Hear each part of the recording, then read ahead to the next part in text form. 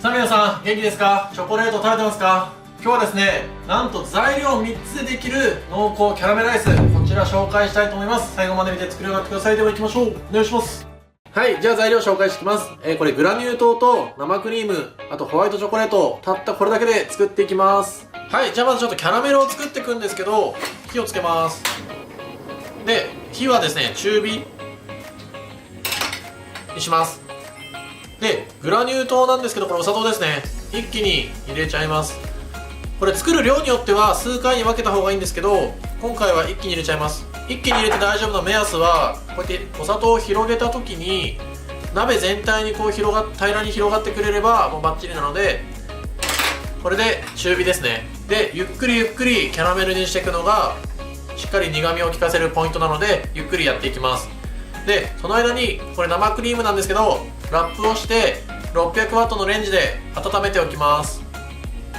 これ今ちょっと周りからキャラメル化してきたんですけど、ゴムベラとかでは混ぜずにこうやって鍋を動かすことでこんな感じですね、均等なキャラメルにしてください。ゴムベラとか入れちゃうとゴムベラにこの砂糖がくっついて変な風に結晶化しちゃうんですよ。そうすると綺麗なキャラメルにならないので、こうやって火から外しながらこうやって動かしてください。はい、これいい感じになったら火を止めます。今火止めました。それでちょっとね、こうふつふつとしてくる感じ。そしたら温めといた生クリーム一気に入れていきます。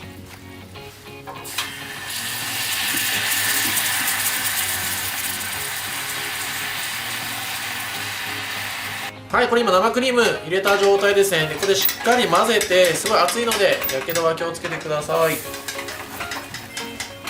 うやって混ぜます。そうするとすごい濃厚なキャラメルソースができます。こんな感じ。そしたらこれをホワイトチョコレートに流して、一回ホワイトチョコレートを溶かしていきたいと思います。はい、これホワイトチョコですね。ここに分けといた生クリームと今作ったキャラメルを入れちゃいます。で、さらにこれをラップをして600ワットのレンジで完全に溶けるまで溶かしていきたいと思います。で、今日キャラメルアイスを作ってるんですけど、一切卵が入っていなくて、このホワイトチョコレートって材料がカカオバターっていう固まる力とお砂糖と、粉乳ですね、ミルク分が入っているので、これでキャラメルアイスのベースを作っていく感じです。じゃあラップして溶かしておきます。はい、これ今温めた状態ですね。こうやって真ん中から少しずつ溶かしていってください。で、普通アイスって途中で混ぜたりとかしなきゃいけないと思うんですけど、これはホワイトチョコレートの糖分、あとキャラメルが入ったりしてしっかりガチガチに固まることがないので、この後泡立てた生クリームと合わせるんですけど、もう合わせて冷凍庫に入れるだけですごい口どけのいいアイスができます。なので必ずここでチョコとキャラメルと途中で入れた生クリームをこうしっかり混ぜといてください。こんな感じですね。このまま食べてもめちゃくちゃ美味しいんですけど、これがキャラメルのベースになります。この後生クリーム泡立てて混ぜたら完成です。生クリーム泡立てていきます。はい、じゃあ残りの生クリームを泡立てていきます。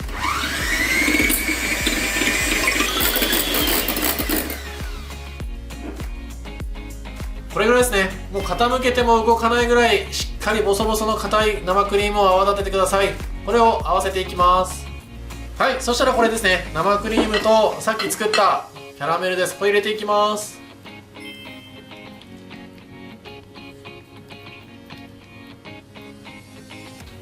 で、これを混ぜたいんですけど、こうやって混ぜてももちろんいいし、ちょっと混ざりきらなかったらさっき泡立ててたこのミキサーで混ぜちゃいます。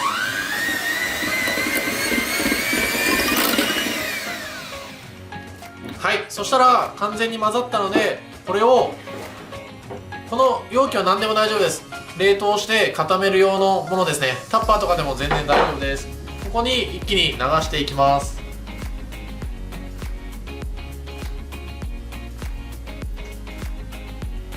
はい、あとこれラップをして冷凍庫で完全に固まるまで冷やし固めたいと思います。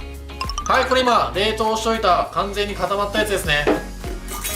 これを今日は丸く抜いていきたいと思います。これね、水つけたらタオルでこうやって余分な水分を取るときれいに取れると思います。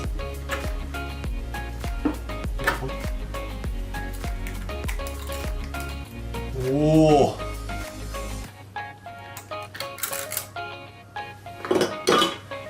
さあ見てください、キャラメルアイスできました。これで完成です。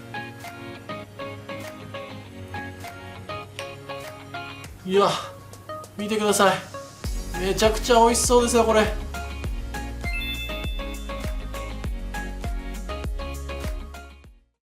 さあ最後までありがとうございます。ちょっとね食べてみたいと思います。めちゃくちゃ美味しそうですよ。これ今冷凍しといたのにスプーンきれいに入ります。柔らかいです。濃厚、うまい、これマジうまい。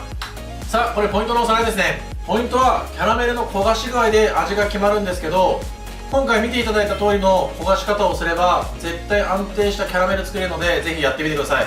あとはこのキャラメルベースと生クリームを合わせる温度なんですけど、このキャラメルのベースの方を冷やしすぎちゃうと生クリームと混ぜた時に分離しちゃうんですよ。なのでこっちはちょっとあったかい状態、工程通りにやって出来上がった状態で生クリームと合わせるとめちゃくちゃ濃厚なキャラメルアイスできますので、ぜひやってみてください。失敗するとしたらその温度が間違ってることしか考えられないので、ぜひそこだけ注意してやってみてください。今回も最後まで見ていただきありがとうございます。コメント、チャンネル登録ぜひお願いいたします。また皆さんに会えるのを楽しみにしております。また会いましょう。さよなら。